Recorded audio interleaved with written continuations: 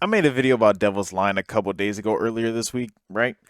And let's just say the plot continues, right? So going back to what I was talking about, right? Sawazaki and Jill, aka Juliana Lloyd, which is her full name, right? So you're probably wondering what happened after he said he didn't like her anymore, or like didn't see her that way. Well, he basically told her to pack her stuff and move out, that they shouldn't, be living together anymore. Now, I was a little frustrated by this. Who else wouldn't be, right? I thought that dude was stupid in the brains.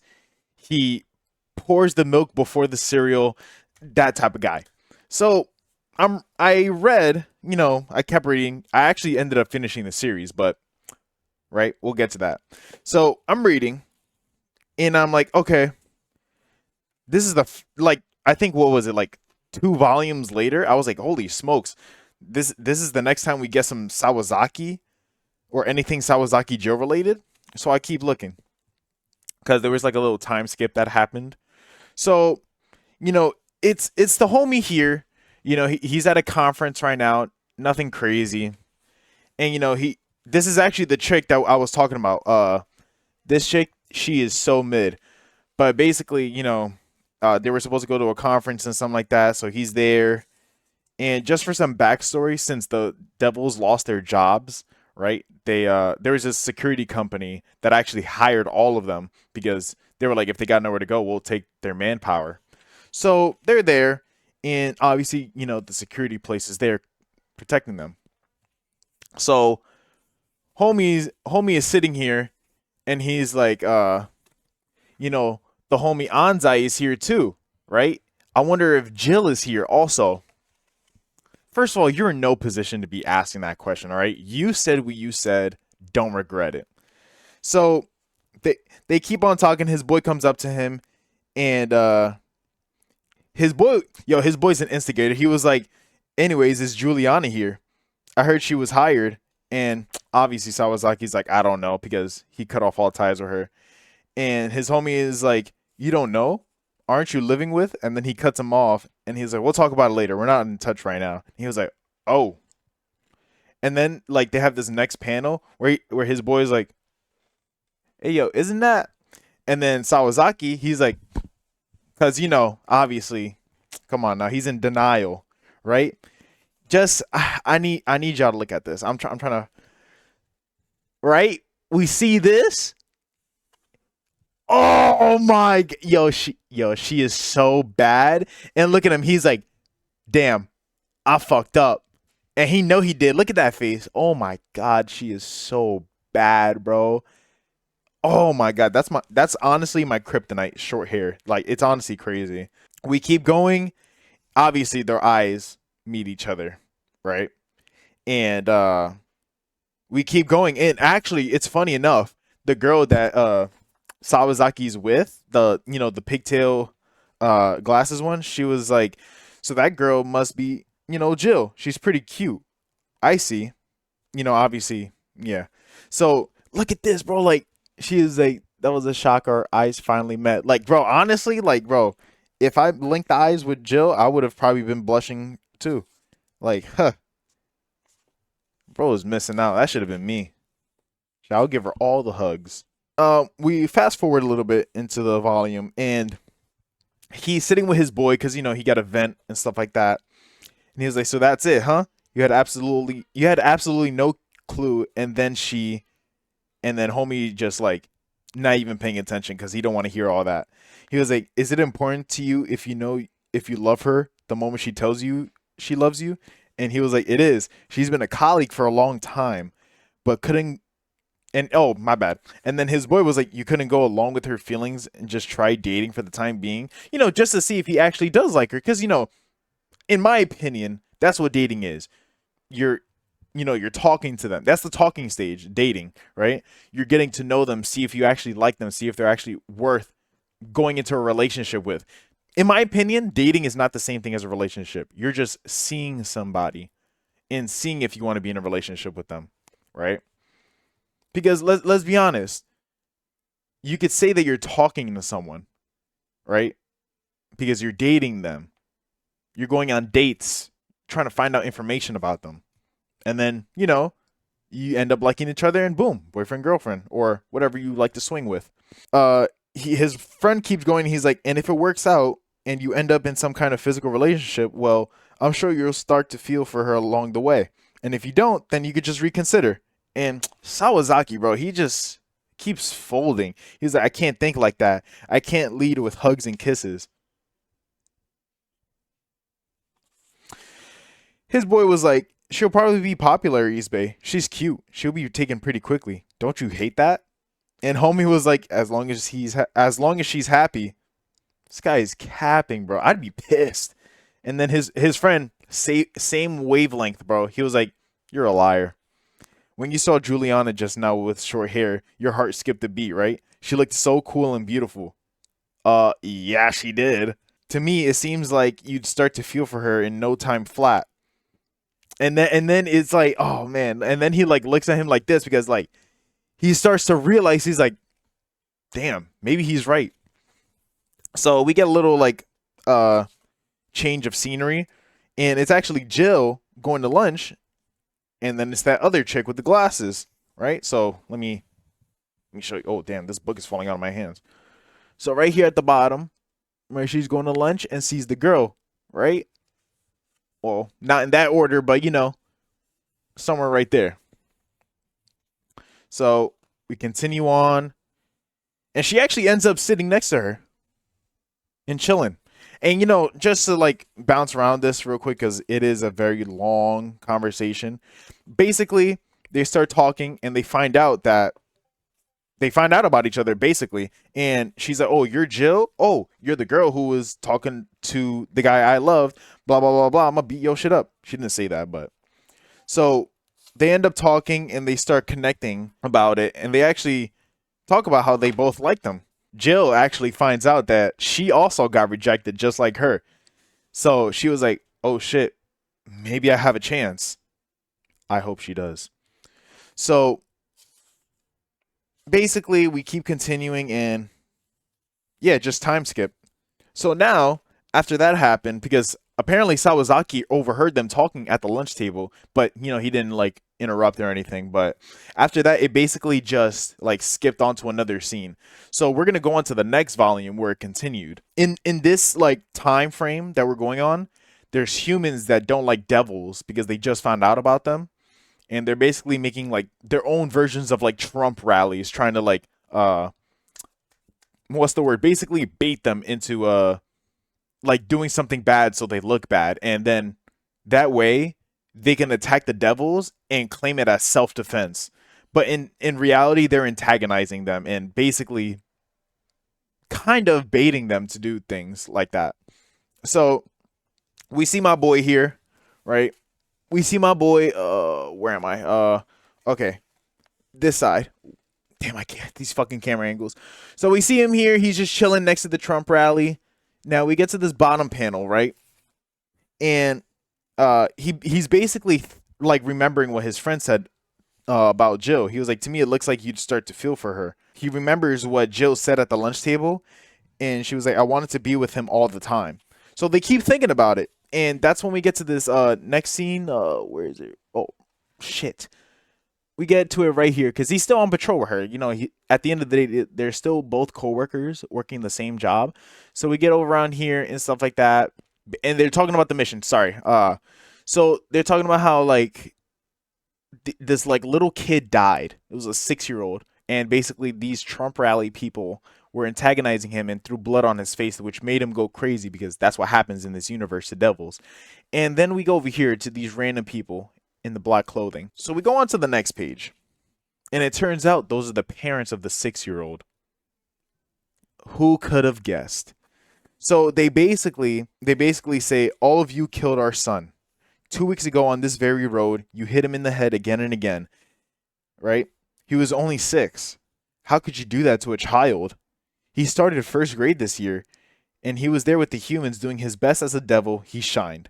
We loved him more than anything in this world.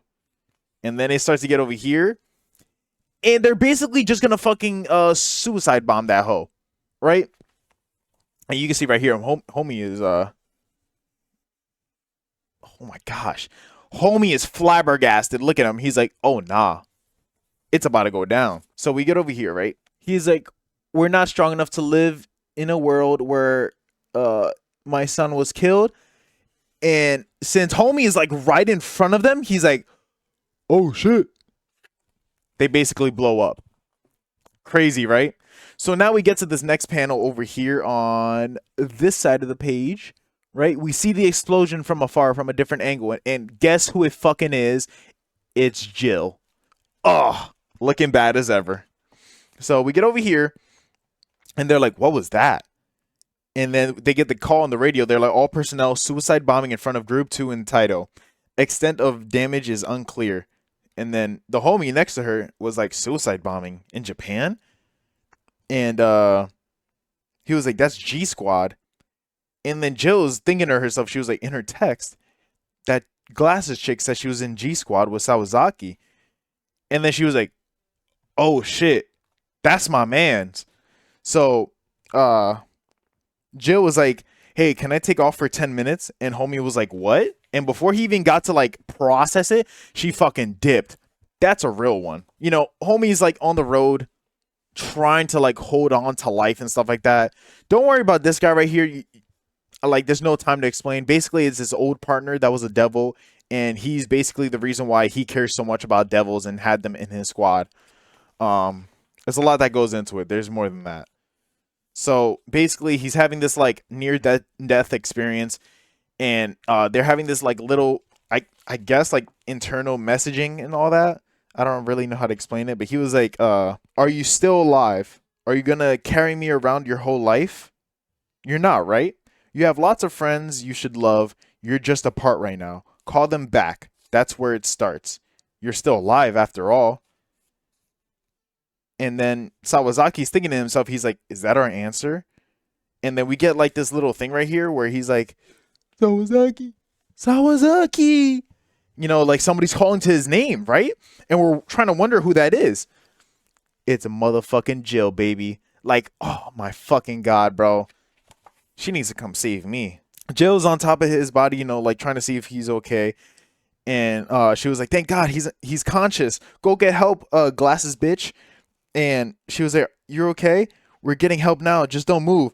I have to get back. Shinjo will oh, wow. I can't even read. Shinjo will handle the rest. Like, you know, just because she wanted to check on him, but she has her own job to do.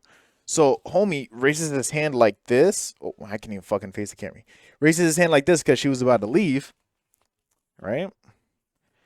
And then look. Oops. Holds onto her hand, bro. He says, with me? Stay with me. Look at that.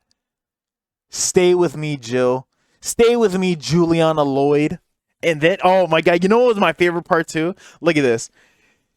The glasses chick comes back. She was like, over here. And then look, she sees it. Oh my God, just look at that. Oh my God. I couldn't have asked for a better moment in fucking anime. I mean, and a manga. All right?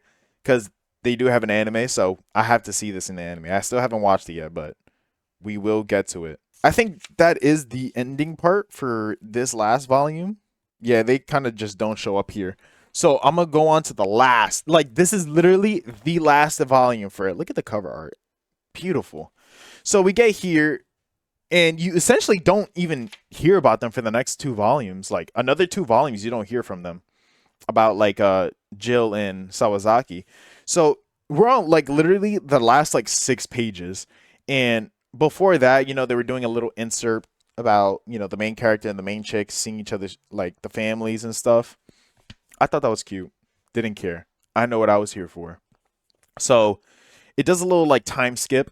And basically, right before this happened, like, before the ending of the, like, book and stuff, the main character and the main chick were talking about, you know, kids and stuff like that. Because it's really dangerous for, like, hybrid kids to be born with, like, human mothers and stuff. It's really dangerous. So, you know, they wanted to go back to the, like, laboratory so they could be monitored for, you know, for the personal activities, because that's that's the only legal way to do it, because other than that, the devil would go crazy and kill everything. So it's a lot of lore stuff. So we go over here to this, and it's the main chick, and she's like, "Oh wait, I think I recognize those people."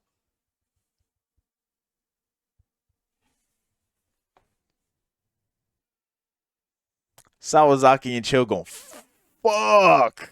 So they're there, right? And obviously, the main chick knows why they're there. They're in the certain branch of that laboratory where it's literally like intended for devil slash humans to like have intercourse. So she was like, "You got in," but there was so much competition because they got to like schedule to use a certain machine rig to keep the devil from basically going crazy during intercourse. And Jill was like, "Sawazaki's pretty lucky with lotteries." And the thing that they use to have sex is jails. That's what they call it, because they're basically strapped up at every limb. Super weird. Jill was asking, she was like, "So, what about you guys? Do you get to use the jail as a company perk?" And she's blushing because she's like, didn't even think about it like that, but it was just funny. So, the main chick is like, "We actually applied to use it, but that was back in this other spot." And then Jill was like, "What? So you still haven't done it yet?" And Sawazaki is like, "Stop it, Jill." Like, oh man, it's just little tidbits, like little throwaway lines. Like, it's not even that impactful to the story, but it's impactful to me. So, uh, the main chick is like, "The doctor will come and get you once everything's ready. Just wait a minute, okay?" And Jill's like, "Sure thing." So Jill's just talking to Sawazaki. She was like, "So maybe she's still a virgin," and Sawazaki's like, "Stop it." Then we get like a little page right here where they're just sitting at the bench talking, and Sawazaki's like, "Been about a year since we started living together, a year and a half." And Jill was like, "Feels long and short at the same time." And Sawazaki's like, "I feel like it's been long." And she was like, "Because we've waited to do it." And he was like, "Stop it." And then, you know, they have a little moment where Jill was like, "Can you lead?" And he was like, "You're underestimating me." And then it's like, it's goofy as fuck because, like, it's cringe, right? So, like, they do a little blushing here. Look at that. Oh. And then one of the doctors comes out and she's like, "Sorry for the wait. You can come in." And they know what's going to happen. So then they look at each other here. Oh, shit. They look at each other. Happily ever after. I mean, like, that is the ending of the book. I literally couldn't have, like, literally, I didn't give a fuck. I didn't give a fuck about anything else in this book but Jill and Sawazaki after that one part that happened in that last video. But, like, it makes me so happy to know that they ended in a good way. Like, they ended on good terms. They're gonna have kids. It's gonna be great. If only they had a second series continuing this, but only like Jill and Sawazaki. Oh man, I would eat that shit up. I'm not gonna lie to you. I would eat that up. Like, it's so good. I really wish I didn't binge it as much as I did. Like, I think, what was it, when I first got this series, I had like the first two volumes. Then I just didn't get any for like a year and a half. I don't know. I just stopped reading manga. And then I recently picked it up, finished it in like 2 weeks. Oh, but it was so worth it. Oh, it was so worth it. But like, yo, this story's actually good though. I'm not gonna lie. Not that I'm offended or like by it or anything, but like, there's a lot of like, LGBTQ moments in here. Like, a lot more than I thought it would be, especially for an older manga like this. Like, of course, they would have their one or two, but like, bro, it's like almost every other character. Like, I feel like the author was like, "You're gay, you're gay, you're gay, you're a homophobe, transgender, gender fluid, pansexual, gay, gay, gay." And then it's like, what is going on? Like, who are these characters? Like, don't get me wrong, some of them are cool as shit, but some of them are like, okay, what do you serve to the story, dog? I don't even know why you're here. Like, literally, one of the characters, he was actually important to the plot for like the second book. Then we literally just forgot about him for the next like 12 volumes. And then they brought him up as a transgender at the end. I was like, I didn't even recognize him. Or I should say, they or her. Sorry. But still, like, I was like, yo, I forgot all about you. I almost didn't even recognize them. The only reason why I did was because one of their like significant character like physical traits was that they had a ball chin like Peter Griffin. So I was like, ain't that this person? Oh man, this book is nice. Yeah. So I don't know. I think the next series I'm starting back on is One Punch Man. I'm on volume 14 and then I just stopped. I kind of wanted to read it because I wanted to see what happens after season 2. And especially because I just love the art of One Punch Man. I think that was my main reason to get it cuz I think the art looked so cool. Like the anime looked cool already, but I was like, yo, this has to look crazy in the manga. Like there's no way they're drawing all this. And then they ended up drawing all that. So, yeah, I'm going to do One Punch Man and then we'll see where that takes me. I mean, I think after One Punch Man, I might just go for a smaller series that even I don't know.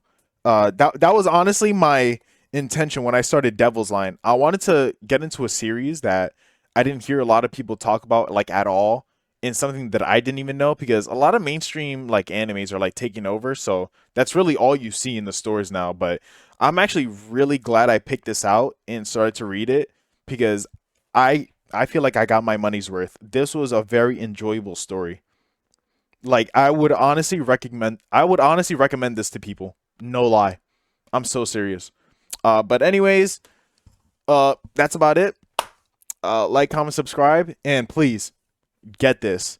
Short, look, 14 volumes, short story, really good action, really good plots. One of the characters is very confusing, but good book. But yeah, that's it. Bye.